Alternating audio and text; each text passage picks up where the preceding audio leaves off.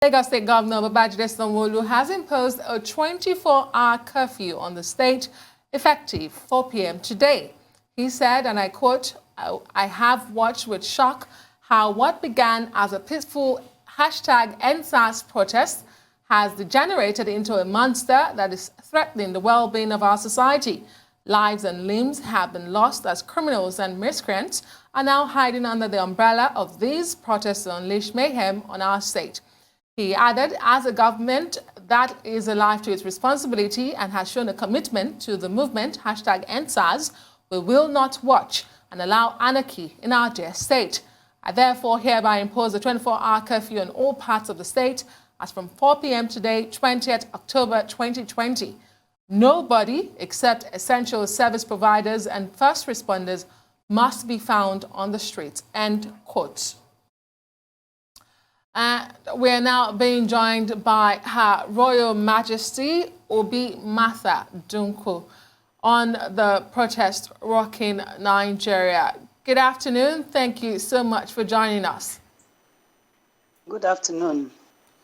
What is your opinion about the EndSARS protest that is rocking the country, as I have said in the introduction? What do you make of it? Well, the youths of Nigeria, they have a right to protest. All over the world, people have a right to protest. It is a way to put pressure on the government to do the right thing that the populace thinks they should do. However, they do not have a right to destroy the country which they want to inherit. Thank you for that, ma'am. And let me also ask you about what we are seeing with the hijacking of the protest by miscreants and thugs. What's your take on what's been going on there? We now have 24-hour curfews imposed in Edo and Lagos states. It is one thing, the youth you are talking about, those who are hijacking. The thugs hijacking, yes. Yes, the thugs that are hijacking, you have to look at it in a different context. Those thugs that are hijacking, they are children of somebody. Somebody didn't do the right job. Somebody did not inculcate sound societal values in those. What it shows is the youths are victims of our failure as mothers, victims of our failure as leaders. So we have to look at it in two ways. The thugs belong to somebody. Somebody is the mother. And the mother is the trainer. Did we train the trainer? In the past 40 years, women have abandoned womanhood and you have failed motherhood. And the society has failed by not training the trainer. So you cannot all out say the thugs are bad. Somebody made them bad. Somebody did not treat them well. But they don't have a right to destroy the country or to destroy the good intention of the millions of youths who are peaceful. The youths themselves have a right to make sure that they are not infiltrated, because what they are protesting is for every Nigerian, for you and I, for their future. And they have to change that future today. So it is for all of us to make sure that the protest is not hijacked by an insignificant minority of thugs. Indeed, well said. And what role do you think that the traditional institution should be playing at a time like this? I must be honest with you, the traditional institution has also failed to a certain extent. But their failure is also failure of government. You should realize that before the advent of the Europeans coming into our various countries or continents, the communities belong to the traditional rulers. But the constitution removed all those from the traditional rulers. So what do you want them to do? What the government has to do is to give roles to traditional rulers in this constitution. Once they do that, then you can hold them accountable, because everybody belongs to a community. When the traditional ruler talks, the government comes out to say, oh, no. They have their channels of talking to us. Are they baby dolls to be just admired? Are they not there to protect their communities, to do the right thing?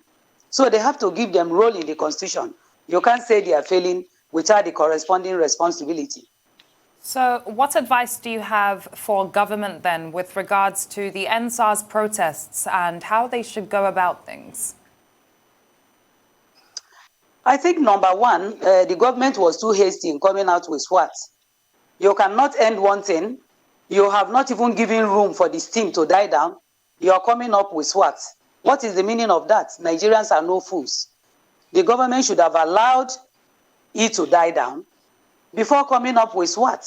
In any case, what do you mean by SWAT? Is it not the same policeman?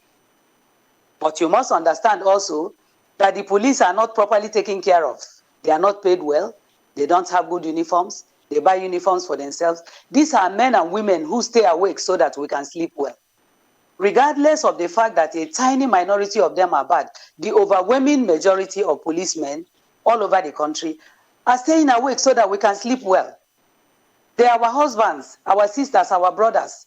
So they have to pay them well. They have to train and retrain them. Continuous training. They have to give them good housing. You cannot give a man 20,000 naira or 15,000 naira and ask that person to go and watch you. So what the youth are protesting is not only for them. The government also has to look at the aspect of retraining the policemen, of kitting them properly, of psychological evaluation, of letting them realize that they are human beings. It is only when we do that that we can expect that quantum of security and safety we're looking for. Well, there have been several attempts to reform the Nigeria police force. Do you get a sense that this time around it is genuine and different? I will think that the police should be decentralized. There should be a federal police like you have in America and elsewhere in England and all over Europe. There should be a state police. There should be local government police. When you go to America, you will see their CIA, the FBI, they all have their local versions. It is the people on the ground that know their children. They know the criminals. They know how to talk to them. You can't bring a man from Sokoto and put him here in Obanam, or take a man from Obanam and take him to Maiduguri and expect that he will give you benefit. He's not going to do that because the people see him as strange. They are not going to reveal the criminal in their midst. So they have to decentralize. It is going to be a comprehensive evaluation of the police. And again, we as the citizens, the federal government has to ensure that we too understand our role, because leadership and followership has corresponding responsibility. You cannot all continue to emphasize the failure of government without emphasizing the failure of us as citizens to play our part. Thank you, ma'am. Now, protesters are saying that at this point, we should have at least seen some resignations. We should have at least seen some people being arraigned to court for the heinous crimes that they have committed, extrajudicial killings, rape, etc. What's your take on this? Is that asking too much? I must confess to you once again that we don't have a culture of resignation. If you have resignation, it is the women who will start it by Okonjo-Iweala. Our men do not know how to resign. They want to stay there from beginning to end. Majority of our leaders are incompetent. They are incapable of doing the tasks for which the government has given them and which the populace have given them. They are incompetent. They are unable to, unwilling to, or simply put, incapable of leading, in which case they should give way. And it is this kind of protest that will give way to that. Who do you want to resign? When did they start resigning? It's only Okonjo-Iweala who resigned from England, far away. It's only women who do that. Have we trained our men to do the needful, to do the right thing by taking responsibility for their actions, for taking responsibility for their inactions, for taking responsibility for their obvious failures? Their failure is obvious to the whole world to see. The failure of our leadership, 80% of them. So they don't have the culture of resignation. Well, how do you want them to resign unless you shame them out of office?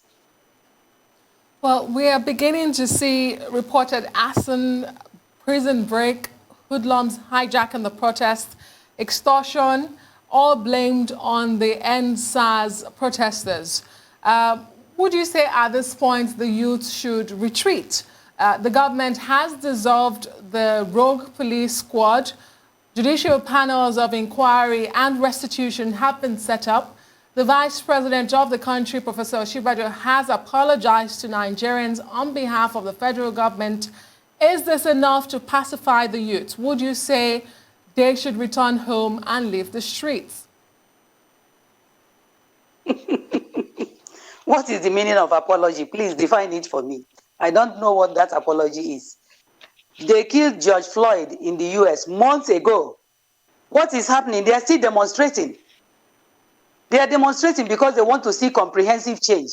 So if the youth want to stay in the street for 6 months, then let them stay. However, they must ensure that there is law and order. They cannot destroy our country because they are protesting. So I'm not advocating for the youth to vacate the streets simply for your own comfort. They don't have comfort. So how do you expect to have comfort? Very well said, ma'am. That's actually very well said. And, you know, people have made some suggestions on how to go about putting more structure into these protests. And Adesiwa and I were discussing it on the show not too long ago, how in Hong Kong you saw that people started to regroup into larger groups but less groups. So, for example, in a major city, you'll only see 2 protest groups rather than seeing hundreds of different protest groups, which also apparently keeps protesters safer. What's your take on this as a strategy, regrouping but into bigger groups? Well, there you are. You cannot compare Hong Kong. Hong Kong has been almost independent. Hong Kong was run by the British until they gave it back to the Chinese. So they have culture of freedom. Our youth just started this demonstration. This is new for them. It's new for the country. So we need to handle it with care. Yes, by themselves, the protests will revolve. Their leadership will now know that when you have people opening prisons, that is not progress. When you have people destroying the property that is meant for your own future, then you are destroying that future today. What you are trying to do is to change tomorrow today. Why? Because that future belongs to you. And when you say now the youth are future leaders, I tell them you are not future leader yet until you have a good education. You are broad-minded. You are incisive. Your mind is incisive. You're willing to dare beyond the ordinary. But let me tell you one thing. We have intelligent youth in Nigeria. We have educated youth. And they, within themselves, are capable of realigning and looking at their strategy to make sure that those talks do not infiltrate their midst and do not destroy their good intentions. And that's a good place to leave it. Thank you so much, Your Royal Majesty. You're watching Newsday. Plenty more still ahead. Join us again after this break.